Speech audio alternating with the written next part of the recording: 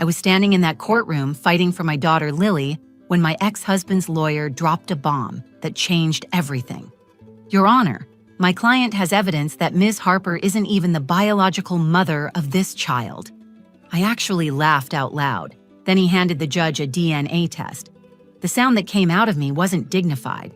It was sharp, incredulous, the kind of laugh you make when someone says something so absurd your brain can't process it any other way. Everyone in the courtroom turned to stare at me. The judge, a stern woman with silver hair pulled back in a tight bun, peered over her glasses with disapproval. My lawyer, Janet, placed a warning hand on my arm, but I couldn't help myself. "Is this a joke?" I said, my voice cutting through the formal atmosphere of the courtroom. "Your Honor, I gave birth to Lily 7 years ago at Riverside Memorial Hospital. I have stretch marks to prove it." But Marcus's lawyer, a man named Brennan who looked like he'd stepped out of a law firm catalog, didn't even blink. He stood there in his $1,000 suit, holding that manila envelope like it was a winning lottery ticket. His expression was all business, but I caught the hint of satisfaction in his eyes. This was his big moment, his courtroom drama, and he was savoring it. "No joke, Ms. Harper," Brennan said, his voice smooth as silk. "We have irrefutable DNA evidence that you share no biological relationship with the child you claim is your daughter." I looked across the courtroom at Marcus, my ex-husband, sitting there in his new suit that his rich wife probably bought him. He was trying to keep his face neutral, but I knew him too well. I could see the anticipation in the way he leaned forward slightly, the way his fingers drummed against his thigh. This was the same tell he had when he thought he had a winning hand at the poker table, the same expression that had cost us our savings, our home, and ultimately our marriage. "Marcus, what have you done?" I said, my voice steady despite the chaos erupting in my chest. He didn't answer. He didn't have to. His new wife, Veronica, sat beside him, with her perfectly manicured nails and designer handbag, looking like she'd just won some sort of prize. She whispered something in his ear, and he nodded slightly.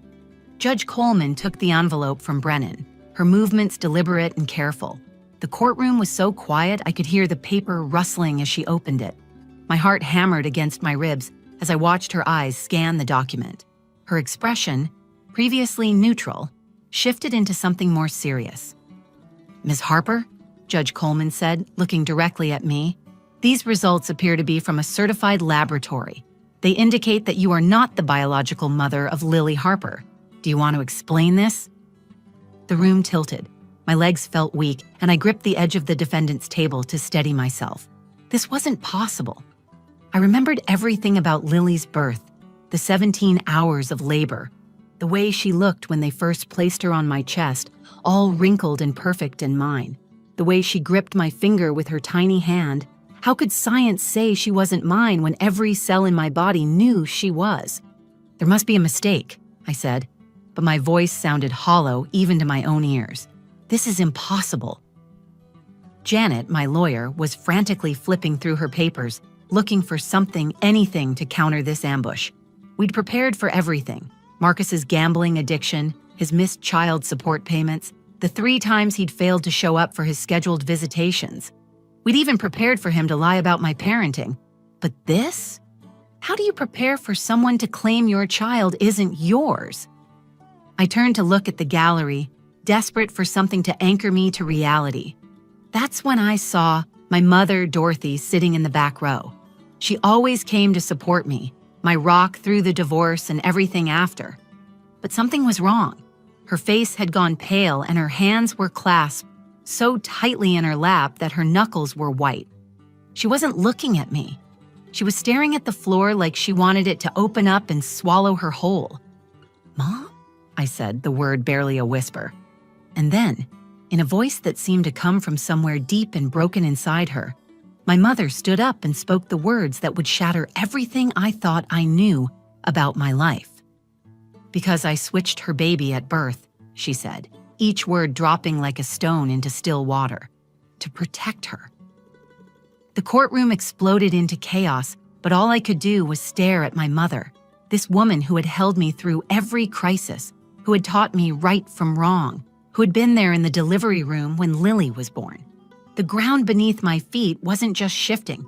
It was gone entirely, and I was falling through space with nothing to grab onto except the impossible truth that my mother had just confessed to stealing my child and giving me someone else's. Judge Coleman banged her gavel repeatedly, calling for order, but the sound seemed to come from very far away. Marcus's lawyer was saying something about immediate custody. Janet was objecting.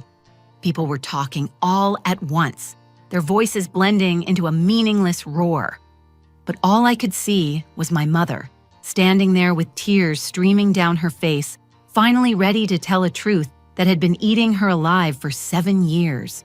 And all I could think was that Lily, my baby girl, was at school right now, probably sitting in art class drawing pictures of our family with her favorite purple crayon, having no idea that everything she knew about who she was had just exploded in a courtroom 20 miles away. The morning before court started like every other morning in our small 2-bedroom apartment on Maple Street. Lily bounced into my room at 6:30 sharp, her wild curls sticking up in every direction, dragging her stuffed elephant, Mr. Peanuts, behind her. "Mommy, is today a waffle day or a pancake day?" she asked, climbing onto my bed with the determination of a mountain climber.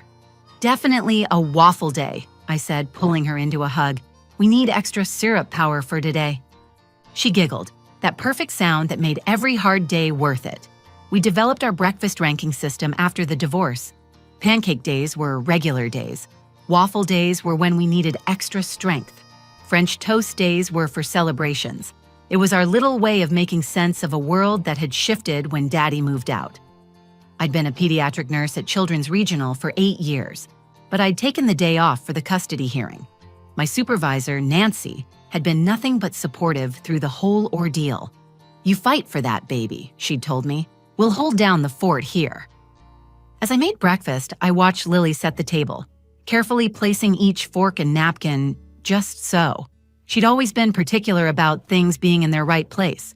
Marcus used to joke that she got that from me, back when he still noticed things about her instead of disappearing to the casino every weekend. "Mommy, why does Daddy want to take me away?" Lily asked suddenly, pouring syrup on her waffle with scientific precision. I'd practiced this answer 100 times, but it still caught in my throat. "Sometimes grown-ups disagree about what's best, sweetheart, but I promise I'll never stop fighting for you." "Will I have to live with Veronica?" She wrinkled her nose. "She smells like too much perfume and she doesn't know how to braid hair right." "No, baby, you're staying right here with me." I said it with more confidence than I felt. My lawyer, Janet Morrison, had assured me we had a strong case. Marcus had barely seen Lily since he'd married Veronica 6 months ago. He'd missed 12 of his scheduled weekend visits, always with some excuse. Work emergency, car trouble, the flu. But I knew better. I'd tracked his social media. Those weekends he was supposed to have Lily. He was in Vegas, Atlantic City, or at the new casino that had opened 2 towns over. The gambling had started small. Scratch-off tickets at the gas station, $20 on a football game. But addiction is a hungry beast, and it had devoured our marriage savings by savings. First went the vacation fund, then the emergency fund, then Lily's college fund.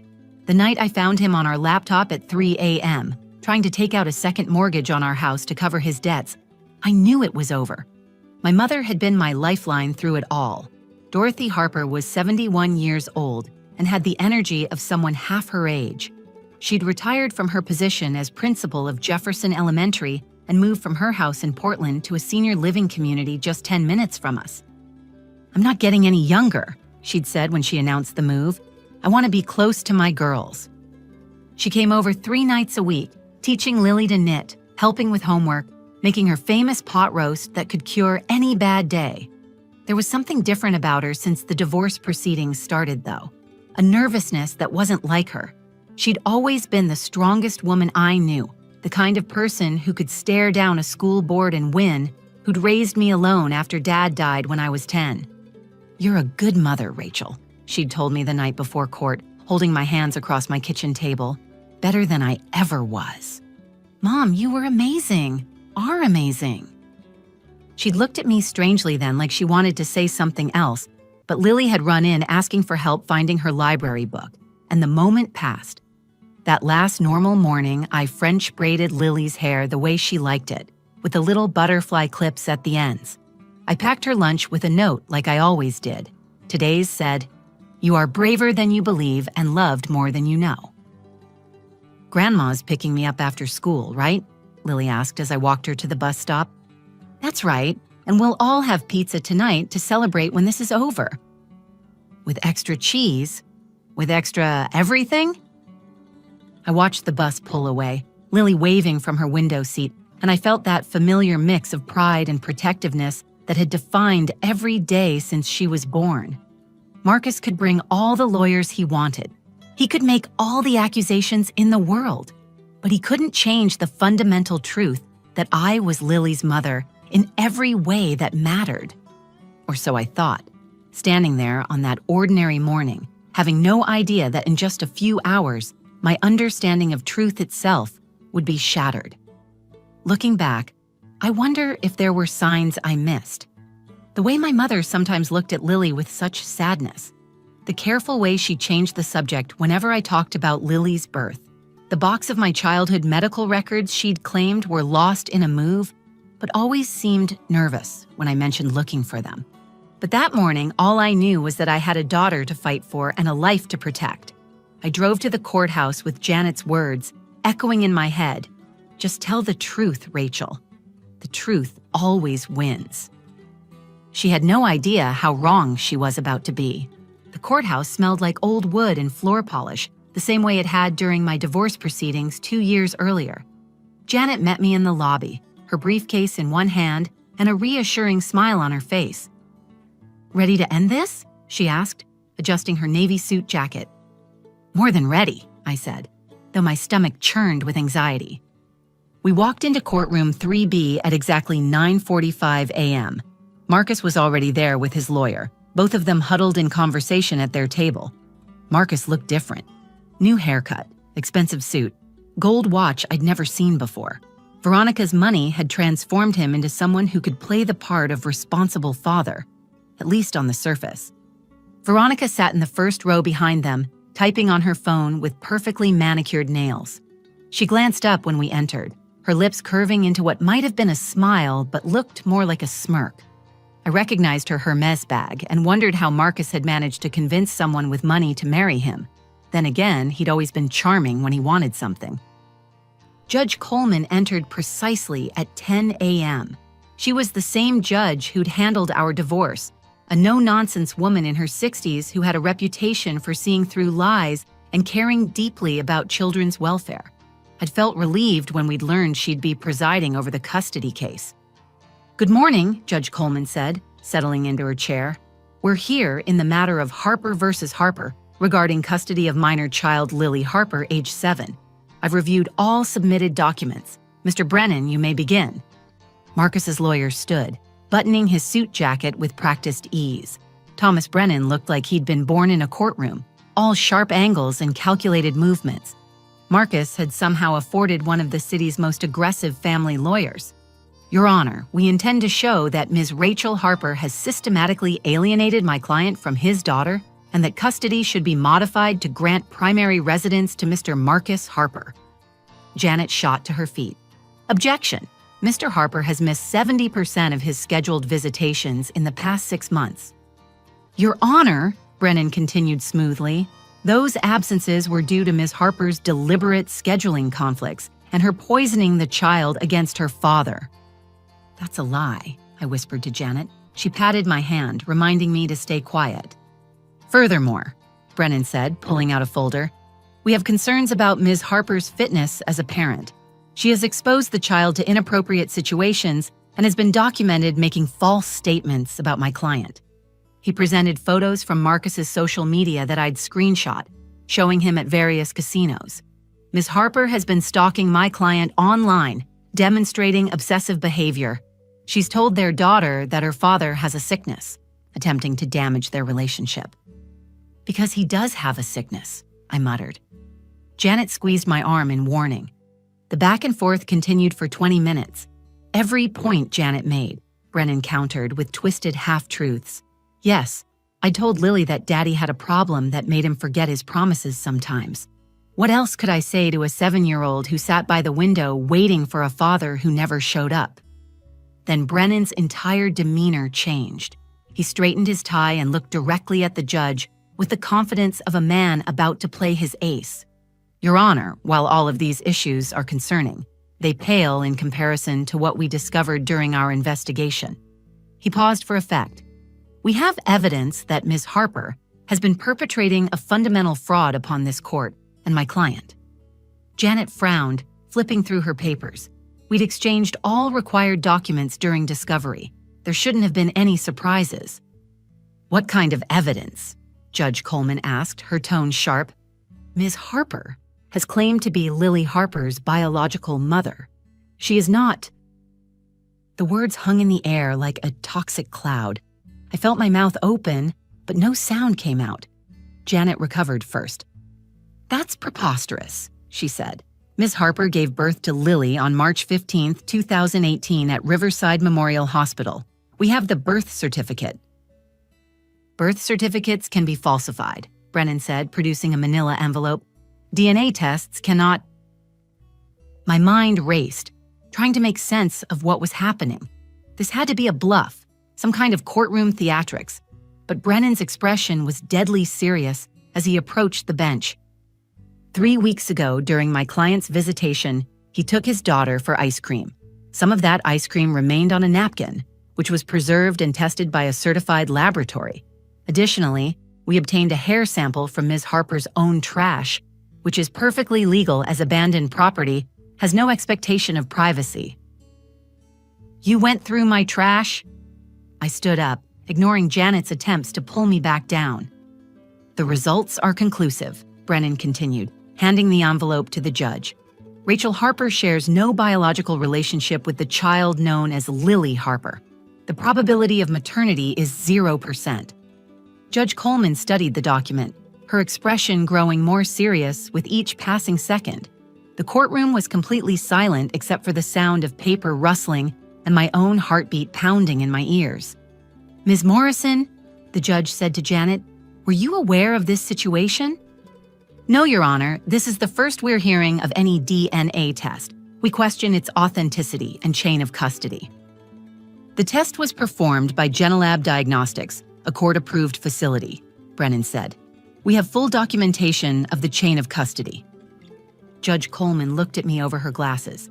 Ms. Harper, these results indicate you share no biological relationship with the child. Can you explain this? The room started to spin. This wasn't possible. I remembered everything about Lily's birth, the epidural that only worked on one side, the way the bright hospital lights hurt my eyes, the moment they placed her on my chest, still slippery and screaming, the most beautiful sound I'd ever heard. There must be a mistake, I said, my voice sounding strange and distant. This is impossible. Judge Coleman, I carried her for 9 months. I was in labor for 14 hours. I remember every moment. But even as I said it, something cold settled in my stomach. Because across the courtroom, Marcus wasn't surprised. He was leaning back in his chair with the satisfied expression of a gambler who'd just hit the jackpot. My legs gave out and I sank into my chair, the courtroom spinning around me like a carnival ride. Janet was on her feet, objecting to everything she could think of, but her words sounded muffled and far away. All I could focus on was that piece of paper in Judge Coleman's hands, those impossible words that couldn't be true. Your Honor, Janet said, her professional composure cracking slightly, we request an immediate recess to review this alleged evidence and consult with my client. Denied, Judge Coleman said. Mr. Brennan, explain the relevance of this DNA test to the custody matter at hand. Brennan practically glowed with victory. Your Honor, if Ms. Harper has been deceiving everyone about her relationship to this child, it calls into question everything about this case. My client has been paying child support for a child who isn't even related to his ex-wife. This is fraud of the highest order. That's my daughter! The words tore out of me before I could stop them. I don't care what some paper says. I'm the one who's been there every single day. I'm the one who holds her when she has nightmares. I'm the one who taught her to tie her shoes and read her first words. Emotional outbursts won't change scientific facts, Brennan said coldly. Judge Coleman raised her hand for silence. Miss Harper, I need you to explain how this is possible. If you gave birth to this child as you claim, how do you account for these test results? I looked at Janet helplessly. She seemed just as lost as I was, shuffling through papers as if the answer might be hidden in our case files. My mind raced through possibilities, each more impossible than the last. Had there been a mix-up at the hospital? But no, I'd never let Lily out of my sight those first days. She'd roomed in with me, nursing every 2 hours like clockwork. I can't explain it, I said, my voice barely above a whisper. But I know I gave birth to her. I know she's mine. Knowledge and biological facts are two different things, Brennan interjected. Your Honor, given this revelation, we move for immediate transfer of custody to my client. Clearly, Ms. Harper has no legal standing as this child's parent. That's insane. Janet slammed her hand on the table. Even if these results are accurate, which we dispute, Rachel Harper is the only mother this child has ever known. You can't just rip a 7-year-old away from her mother based on a DNA test. She's not the mother, Brennan said. That's the entire point. Judge Coleman was studying me with an expression I couldn't read. The silence stretched on, broken only by the hum of the fluorescent lights and someone coughing in the gallery. That's when I heard it. A sound from the back of the courtroom. A sharp intake of breath, like someone had been punched in the stomach. I turned to look at the gallery. My mother was standing up, her hand gripping the back of the bench in front of her. She was trembling, her face pale as paper, and tears were streaming down her cheeks. "Mom," I said, confused by her reaction. "Are you okay?" She didn't answer me. Instead, she looked directly at Judge Coleman and spoke in a voice I'd never heard before. Broken, desperate, full of a pain that had been carried for far too long. "Your Honor," she said, "may I address the court?" Judge Coleman frowned. "Ma'am, are you a witness in this case?" "I'm Rachel's mother, Dorothy Harper." She took a shaky breath. "And I need to tell the truth." Brennan started to object, but Judge Coleman silenced him with a look. "Continue, Mrs. Harper." My mother walked forward slowly, like each step required enormous effort. She passed our table without looking at me, though I reached out to touch her arm. She felt cold, fragile, like she might shatter at any moment. "The DNA test is accurate," she said, and my heart stopped. "Rachel didn't give birth to Lily." "Mom, what are you talking about?" My voice cracked. "You were there. You were in the delivery room with me." She finally looked at me then, and the guilt in her eyes was devastating. "I'm so sorry, baby. I've carried this for 7 years, and I can't let you suffer for my choice anymore." Judge Coleman leaned forward. "Mrs. Harper, what exactly are you saying?" My mother straightened her shoulders, gathering the same strength I'd seen her use to face down school board budgets and difficult parents. But this time, she was facing something much harder. "I switched the babies," she said clearly. "I switched my daughter's baby at birth to protect her." The courtroom erupted. Marcus shot to his feet. Veronica gasped. Brennan was saying something about criminal charges. Janet grabbed my arm as if to keep me anchored to reality. But I just sat there, staring at my mother, unable to process what she'd just said. "Order!" Judge Coleman banged her gavel repeatedly.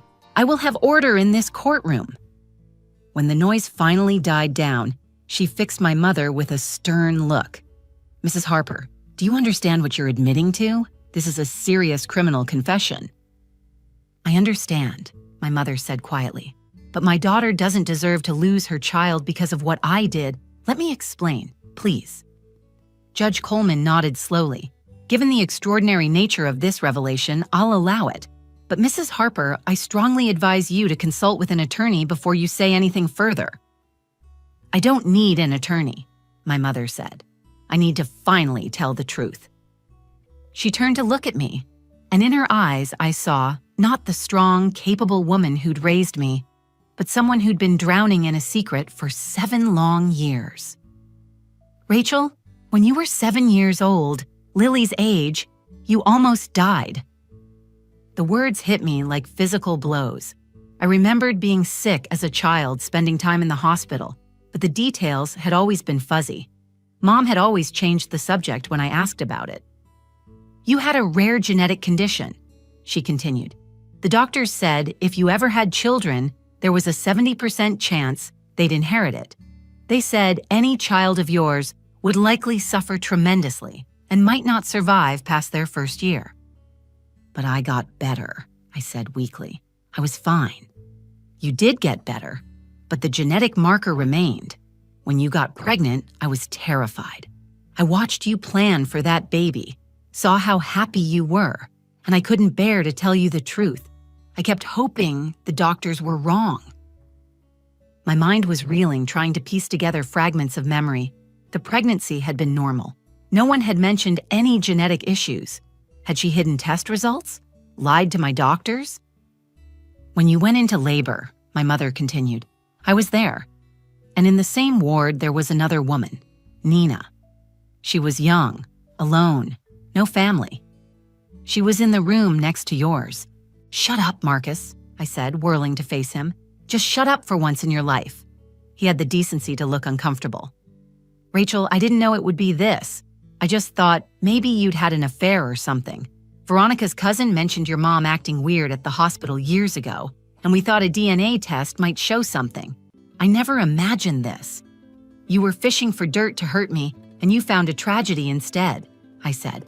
Are you happy now? You've just blown up Lily's entire world to win a custody battle for a child you don't even visit. Veronica stood up suddenly. Marcus, we should withdraw the custody petition. What? Marcus and Brennan said in unison. She looked genuinely shaken. This isn't what we wanted. That little girl doesn't deserve to have her life destroyed because we were trying to reduce child support payments. This is sick. Judge Coleman banged her gavel. Everyone sit down. We need to address the immediate legal ramifications of this confession. She looked at my mother. Mrs. Harper, I'm obligated to report your confession to the authorities. You'll likely be arrested. I understand, my mother said. As for the custody matter, the judge continued, this is unprecedented in my courtroom. However, certain facts remain clear. Ms. Rachel Harper has been Lily's sole consistent caregiver for 7 years. Mr. Marcus Harper has been largely absent. The biological origins of the child, while legally complex, don't change the reality of who has acted as this child's parent. She paused, seeming to weigh her words carefully. Biology alone doesn't make someone a parent. Presence does, care does, love does.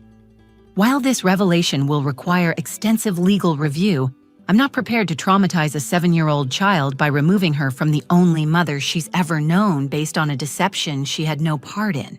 Your Honor, Brennan started. Mr. Brennan, your client came here seeking custody of a child he's barely seen in 6 months.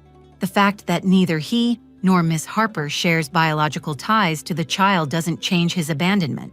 It merely complicates an already difficult situation. Judge Coleman looked directly at me. Ms. Harper, you'll need to retain a family law attorney experienced in adoption and custody matters.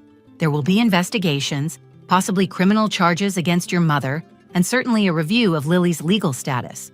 But for now, Lily remains in your custody. This court is adjourned pending further investigation. The gavel came down with finality. My mother was immediately approached by 2 bailiffs. She didn't resist, didn't even look surprised. She'd known this was coming when she stood up to speak. As they prepared to take her into custody, she looked at me one last time. I'm sorry, Rachel, but I'm not sorry I saved you both. You are Lily's real mother in every way that matters. Don't let anyone tell you different. Then she was gone, led away in handcuffs, and I was left standing in a courtroom that had just witnessed the complete destruction of everything I thought I knew about my life. My mother's voice grew steadier as she continued her confession, as if finally releasing this secret gave her strength.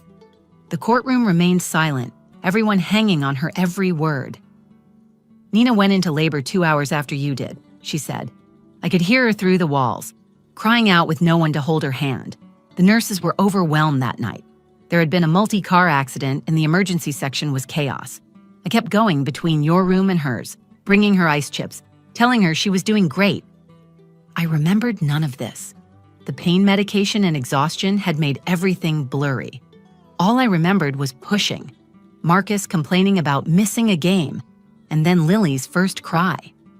Your baby was born first, my mother continued. A little girl. The moment I saw her, I knew something was wrong.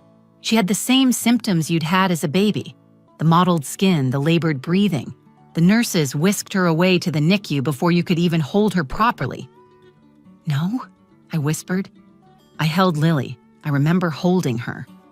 You held a baby, my mother said gently, but not the one you gave birth to. Nina's daughter was born 40 minutes later. Healthy, perfect, 8 pounds of pure life, but Nina hemorrhaged badly. They rushed her to surgery. Judge Coleman interrupted. Mrs. Harper, are you telling this court that you deliberately switched 2 newborns? I am, my mother said, lifting her chin. While the nurses were dealing with the emergency, I was alone with both babies. Your biological daughter in the NICU, fighting for every breath. Nina's healthy daughter in the nursery. I stood there between those 2 rooms, and I made a choice that has haunted me every day since. You stole someone's baby? Marcus's voice cut through the courtroom. You stole a baby and gave it to Rachel? Nina died, my mother said quietly. She never came out of surgery. The nurses found a note in her belongings. She had no family, no one listed as next of kin. She'd written that if anything happened to her, she wanted her baby to be adopted by a loving family. So you decided to play God? Brennan demanded. My mother turned to face him. I decided to save my daughter from a lifetime of grief. Rachel's biological child died 3 days later. The genetic condition was aggressive and untreatable. If I hadn't switched them, Rachel would have buried her daughter before she ever left the hospital. I felt like I was drowning. Every memory of Lily's first days was now tainted, twisted. The nurses bringing her to me to breastfeed, her first diaper change, Marcus holding her awkwardly, joking about her tiny fingers, all of it built on a lie. The hospital records, Janet said suddenly. There would be records of all this. Death certificates, NICU admissions. I was on the hospital board for 15 years, my mother said. I knew how the system worked, where the gaps were. It was a chaotic night. Papers get mixed up. Babies get switched accidentally all the time, though usually they're caught quickly. I just made sure this one wasn't caught. This is insane, I said, standing up on shaky legs. You're telling me my actual child died? That Lily belongs to some woman named Nina who's also dead? That for 7 years I've been raising a stolen baby? Not stolen, my mother said firmly. Saved. Both of you were saved. Lily from growing up in foster care, you from losing a child. I gave 2 broken situations a chance at wholeness. Judge Coleman cleared her throat. Mrs. Harper, whatever your motivations, you've confessed to multiple serious crimes. Fraud, kidnapping, falsifying medical records. I'm aware, my mother said. I'm prepared to face the consequences, but please don't punish Rachel and Lily for my choices. Rachel has been a wonderful mother. Lily is happy, loved, thriving.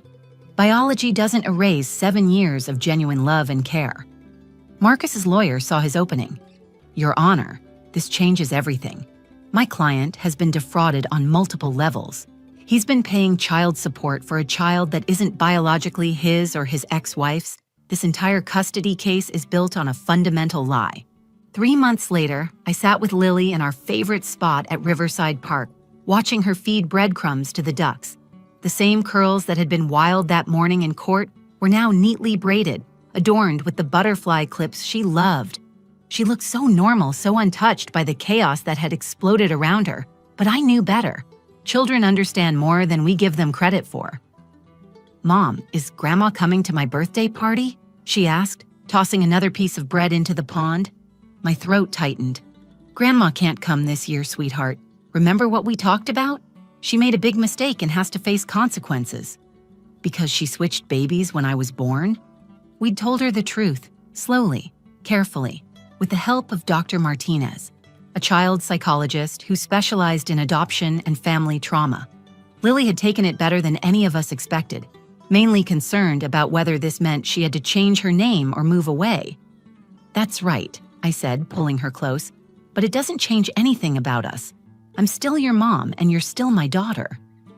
Forever? She asked, looking up at me with those brown eyes that I now knew came from a woman named Nina. Forever and always, I promised. The legal aftermath had been a tsunami. My mother was serving 2 years probation after pleading guilty to fraud and falsification of records. The prosecutor had considered kidnapping charges but ultimately decided against them, given Nina's death and the letter she'd left hoping for adoption. It helped that Judge Coleman had written a letter to the court describing the unique circumstances of the case. I'd had to legally adopt Lily, a surreal process of becoming the official mother to the child I'd raised since birth. The court had required DNA tests, background checks, home visits. Even though nothing about our daily life had changed, Janet had connected me with a brilliant adoption attorney named Sarah Chen, who'd guided us through every step. "You're lucky," Sarah had told me during one of our meetings. "The biological father is unknown. Nina had no family to contest the adoption, and you have 7 years of parenting history. It's complicated, but not impossible." Marcus had dropped the custody case entirely. Veronica had filed for divorce within a week of the hearing, apparently deciding that a man who would weaponize a child's identity wasn't someone she wanted to be married to. He still paid child support, though now it came with complicated feelings. Lily wasn't biologically his, but he'd signed the birth certificate and acted as her father for 5 years before the divorce.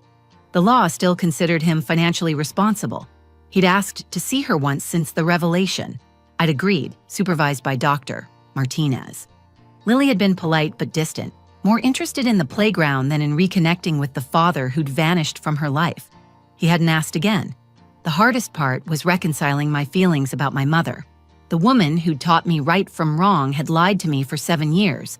She'd stolen my right to grieve my biological child, stolen Nina's final moments with her daughter, stolen the truth from everyone involved.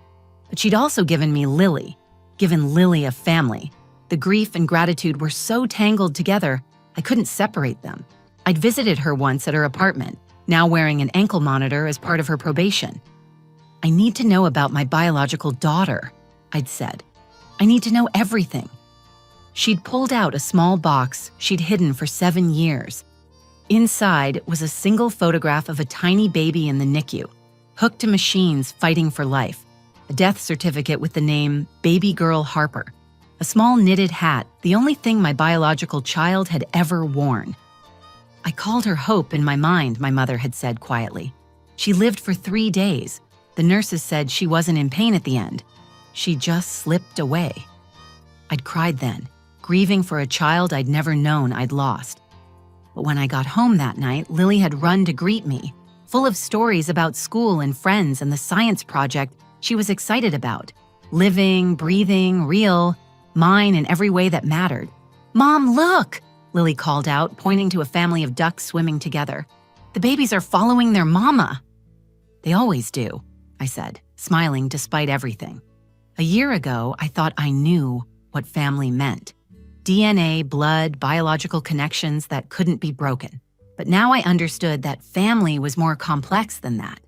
It was showing up every day. It was choosing to love even when the truth was messy. It was French braiding hair and leaving notes in lunchboxes and holding your child through nightmares and celebrating their victories. My mother had committed crimes in the name of love. Marcus had revealed devastating truths in the name of spite. But at the end of it all, Lily and I were still here, still together, still family. Not because of DNA, but because of choice. Every single day we chose each other. "Ready to go home?" I asked Lily as the sun started to set. "Can we stop for ice cream?" she asked, using the smile that always worked on me. "Just this once," I said, knowing full well it wouldn't be just this once. As we walked hand in hand toward the ice cream shop, I thought about Nina, the woman I'd never met but who had given me the greatest gift of my life. I'd started a small scholarship fund in her name at the local community college for young mothers pursuing their education. It felt like the right thing to do, a way to honor her memory and the daughter she'd never gotten to raise. The truth hadn't set us free in the way people always say it will. Instead, it had shattered us and forced us to rebuild, with pieces that didn't quite fit the same way. But sometimes the cracks are where the light gets in. Sometimes a family forged in difficult truths is stronger than one built on comfortable lies. That night, as I tucked Lily into bed with Mr. Peanuts, she asked me the same question she'd been asking every night since the court hearing. "Are you still my real mom?" And I gave her the same answer I'd give her every night until she stopped needing to ask. I'm your real mom in every way that matters. And that's the only truth we need.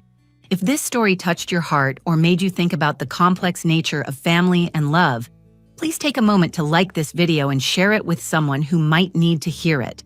Your support helps these important stories reach more people. Drop a comment below sharing your thoughts on what makes a family real. Is it DNA or is it something more? I'd love to hear your perspective.